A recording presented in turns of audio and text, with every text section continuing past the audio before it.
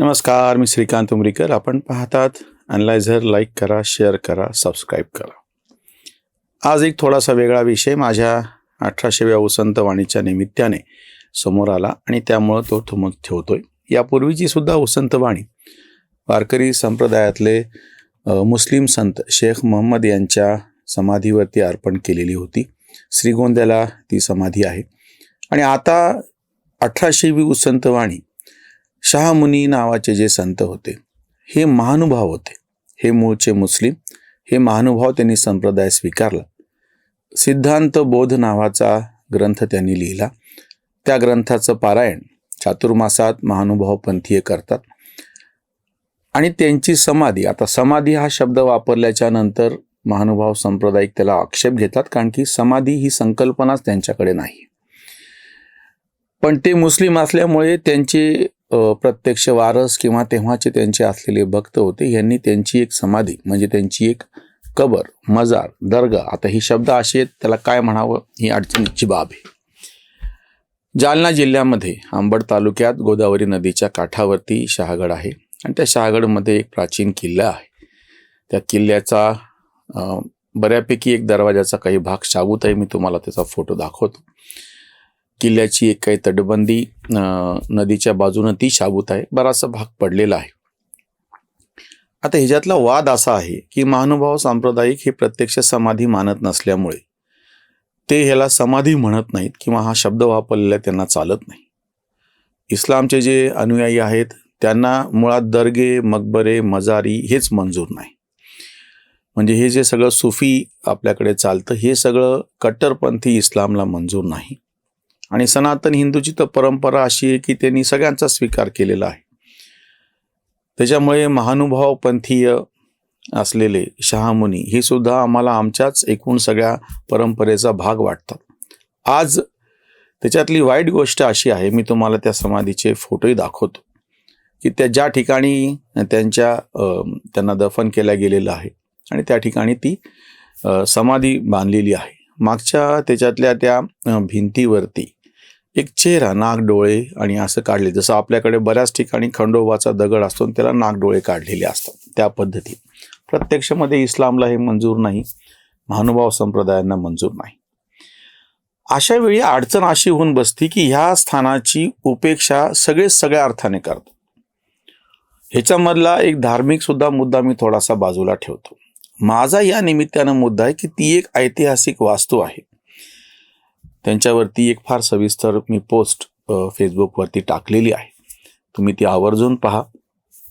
त्यांची जी सगळी माहिती आहे, त्यांच्या घराण्यामध्ये 4 पिढ्यांपासून देवीची उपासना कशा पद्धतीनं चालू होती.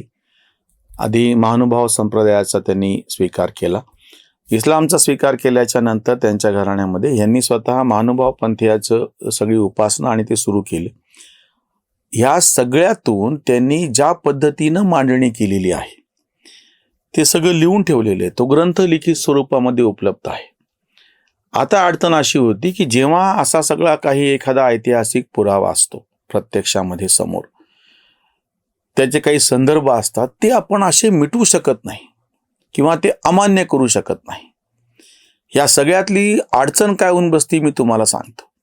आपण हे नाकारत असताना आपल्या परंपरेमध्ये जे काही चालू असेल त्याच्यावरती ज्याला टीका करायची ते टीका करू शकता, खंडन करू शकता. पण तुम्ही ह्या सगळ्या ज्या गोष्टी आहेत त्या सरासर नाकारणारच असाल, दुर्लक्षच करणार असाल तर कसं? तुम्ही जो प्रत्यक्ष इतिहास समोर येतो आहे, जे पुरावे आहेत, त्यांच्या संदर्भातली जी माहिती राशीम ढेरेंनी त्यांच्या मुस्लिम मराठी संत या पुस्तकात फार व्यवस्थित पद्धतीने दिले. फक्त त्यातले 2-3 संदर्भ सांगतो. यांचा जन्म श्रीगोंद्यामधला आहे. 1748 असं ते इसवी सन आहे. शके 1670, 1748 पेडगाव, ज्या ठिकाणी बहादूरगड असा हा तो किल्ला आहे. आता त्याला धर्मवीरगड असं नाव केलेलं आहे, कारण त्या ठिकाणी संभाजीराजांना काही काळ ठेवलेलं होतं. त्याही ठिकाणी आम्ही भेट दिलेली होती. आणि त्यांनी जी ग्रंथाची रचना केली आणि 1730 म्हणजे इसवी सन 1808ला त्यांनी शहागडला समाधी घेतली.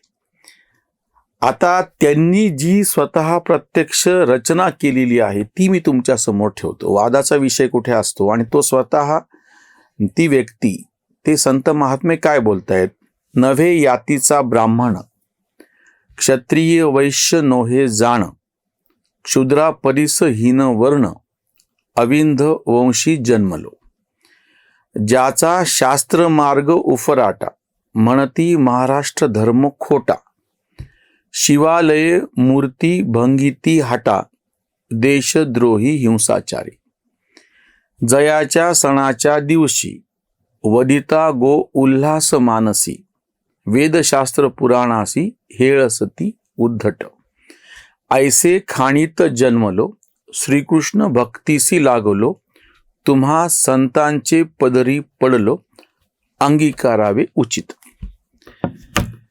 या शहामुनींचा उत्सव असतो चैत्रामध्ये.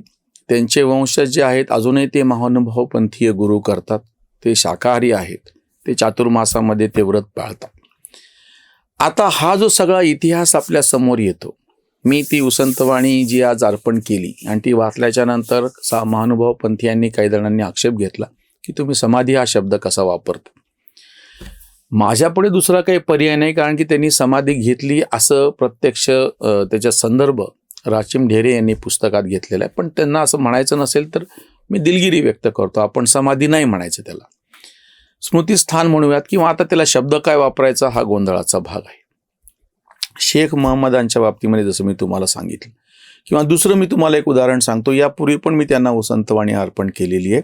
देवगिरी किल्ल्याच्या समोर चांद बोधले यांची समाधी आहे. हे हिंदू, पण त्यांनी सुफी पंथ स्वीकारला. म्हणजे शहामुनी हे मुस्लिम, पण त्यांनी महानुभाव पंथाचा अंगीकार केला. चांद बोधले हे हिंदू, पण त्यांनी सुफी पंथ स्वीकारला. आता त्यांची समाधी कशी बांधायची? स्वतः एकनाथ स्वामींचे गुरु जनार्दन स्वामी, किल्लेदार जनार्दन स्वामी असं त्यांना म्हणतात, कारण की ते देवगिरी किल्ल्याचे किल्लेदार होते. या जनार्दन स्वामींनी आपल्या गुरुची समाधी स्वहस्ते बांधली. त्या ठिकाणी ते दिवा लावले जातो. मग त्याच्यानंतर काही मुस्लिम पंथीयांना, मुस्लिमच्या अनुयायांना असं वाटलं की ते तिथं आपण तिथं भक्ती केली पाहिजे, ते सुफी संत आहेत असं म्हणून त्यांनी त्याच्यावरती काही बांधकाम केलं. बाजूला एक मस्जिद सुद्धा बांधली. ती पण अजूनही चांगल्या अवस्थेमध्ये आहे. अशी जी काही स्थळं असतात, माझं म्हणणं आहे की ह्याच्यावरचा की म्हणजे शेख महम्मदांचा दर्गा असो किंवा समाधी मंदिर असो, चांद बोधले यांची समाधी असो किंवा दर्गा असो किंवा मजार असो, किंवा आता शहामुनी यांचे हे जे स्मृतीस्थळ असो, मी त्या तिघांना एक सारखं नाव देतो की स्मृतीस्थळ.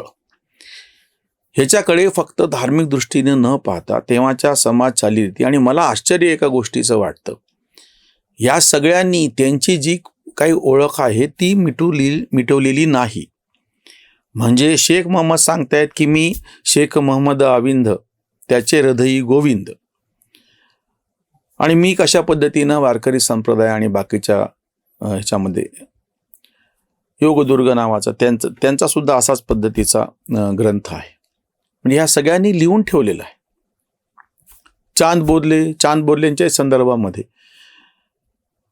की त्यांची सगळी गुरु परंपरा कशी आहे, आणि एकनाथ महाराजांच्या परंपरेत एकनाथ महाराजांचे वंशज असं म्हणतात की ही तुम्ही सांगताय ती परंपरा बरोबर नाही, अशा पद्धतीचं काय आम्ही मानत नाही. हे नकार देण्याची जी अडचण सगळ्यात मोठी अशी होऊन बसते की अस्मितेचा विषय करून नकार देणं सोपं आहे, पण प्रत्यक्षामध्ये जी वस्तुस्थिती आहे ती आपण नाकारू शकत नाही. मग एक आश्चर्य या गोष्टीचं वाटतं की त्याही काळामध्ये जेव्हा कट्टरता विविध पद्धतीनं समाजामध्ये होती, तरीही ती बाजूला ठेवून चांद बोधले असो, शहामुनी असो किंवा शेख महम्मद असो, यांनी ज्या पद्धतीने आपलं वेगळेपण प्रत्यक्ष टिकवलं, आजही त्याच्या ठिकाणी लोक जातात, आजही त्यांचे भाविक आणि बाकीचे सगळे लोक त्यांची आठवण जिवंत ठेवतात. ही गोष्ट मला मोठी विलक्षण वाटते. शहामुनी यांच्या समाधीवरती जी उसंतवाणी मी अर्पण केली ती तुमच्या समोर ठेवतो आहे. उसंतवाणी. शहामुनी त्यासी लागला रे छंद, हृदयी गोविंद चक्रधरे. महानुभाव हा स्वीकारला पंथ, सिद्ध केला ग्रंथ सिद्धांत बोध. आज त्याचे पायी वाहता अभंग, मनात तरंग उठलेले. जाती धर्म सारी बंधने तोडून, घेतले जोडून भक्तगण. चातुर्मासात हो तयांचे स्मरण, त्याचे नाचे कण कण भक्तिभावे. शहागड येथे गोदावरी काठी, शहागड येथे गोदावरी काठी उकलल्या गाठी काळजाच्या. कांत म्हणे पेटे चिंतनाची धुनी, इथे शाहमुनी समाधिस्थ, इथे शाहमुनी समाधिस्थ. अशी जी स्थळं आहेत त्या स्थळांना एक इतिहास अभ्यासक, पुरातत्व प्रेमी, आपल्या संस्कृतीचा अभ्यासक, एक नम्र विद्यार्थी म्हणून तर माझ्यासारख्याचं कर्तव्य आहेच आहे. ही ठिकाणं शोधली पाहिजेत. ह्याच्यातल्या ज्या वास्तू त्यांची अवस्था वाईट आहे त्याचा जीर्णोद्धार झाला पाहिजे. ज्यांची जी श्रद्धा आहे त्यांनी ती पालन करावी. ज्यांना त्याच्याबद्दल श्रद्धा वाटत नाही त्यांनाही काही कोणी आग्रह केलेला नाही आहे तुम्ही अशी श्रद्धाच बाळगा म्हणून. पण कुठलीही टोकाची भाषा अशा निमित्तानं केली जाऊ नये. हे जे सगळे धागेदोरे आहेत विलक्षण पद्धतीनं गुंतलेले आहेत आपल्याकडे. म्हणजे पूर्णपणे 6च्या 6 जी दर्शनं आहेत ज्यांना आपण वैदिक दर्शनं म्हणतो आणि ती नाकारणारी जैन, बौद्ध, चार्वाक ही अशी अवैदिक दर्शन म्हणतो. वेद मानतात ते आस्तिक आणि वेद मानत नाहीत ते नास्तिक असा खरं तर तो शब्द आहे. देव मानतो तो आस्तिक आणि देव मानत नाही तो नास्तिक असा शब्द नाही आहे. त्याच्यामुळे आपल्याकडे ह्या सगळ्यांना परंपरेमध्ये स्थान दिलं गेलेलं आहे. आस्तिकांना आहे, नास्तिकांना आहे, वैदिक दर्शनांना आहे, अवैदिक दर्शनांना आहे आणि हे जे सगळे असे पंथ उपपंथ चालत आलेले आहेत. त्याच्यामुळे आपल्याकडे अभ्यास करत असताना समाजशास्त्रज्ञांच्या तोंडाला पाणी सुटावं आणि अर्थशास्त्रज्ञांच्या डोळ्याला पाणी यावं असं जे गमतीनं म्हणलं जातं, पण ते एक व्यंग आहे. खरंच परिस्थिती तशी आहे. आपण ह्या सगळ्या आपल्या परंपरेचा बारीक विचार करणे, त्याचा अभ्यास करणे आणि सगळ्यांच्या श्रद्धांचा आदर करणे हे आपलं कर्तव्य आहे. इथेच थांबूयात. शाह मुनींच्या चरणी ही उसंतवाणी नम्रपणे अर्पण. गेली जवळपास 1800 दिवस, आज 1800 दिवस पूर्ण झाले. रोज एक उसंतवाणी मी लिहितो आहे आणि सगळ्यात पहिल्यांदा 500 पूर्ण झाल्याच्या नंतर पैसाच्या खांबा इथे माऊलींच्या त्या ठिकाणी मी ती अर्पण केलेली होती. 900 पूर्ण झाल्याच्या नंतर माझं जे मूळ गाव आहे उमरी, परभणी जवळचं, त्या ठिकाणी ग्रामदैवत असलेल्या देवीच्या चरणी अर्पण केली होती. 1000वी उसंतवाणी मराठीचे आद्य कवी मुकुंदराज यांच्या समाधीपाशी म्हणजे अंबाजोगाईला अर्पण केली होती. त्याच्यानंतर तुकाराम महाराज, त्याच्यानंतर एकनाथ महाराज, नामदेव महाराज, संत जनाबाई, चांद बोधले, संत रामदास स्वामी, दर 100-100चे टप्पे झाल्याच्या नंतर ह्यांच्या चरणी ही उसंतवाणी अर्पण करत आलेलो आहे. आताची उसंतवाणी शाह मुनींच्या चरणी ही 1800वी उसंतवाणी नम्रपणे अर्पण. जागृतीचा विधायक बुरुज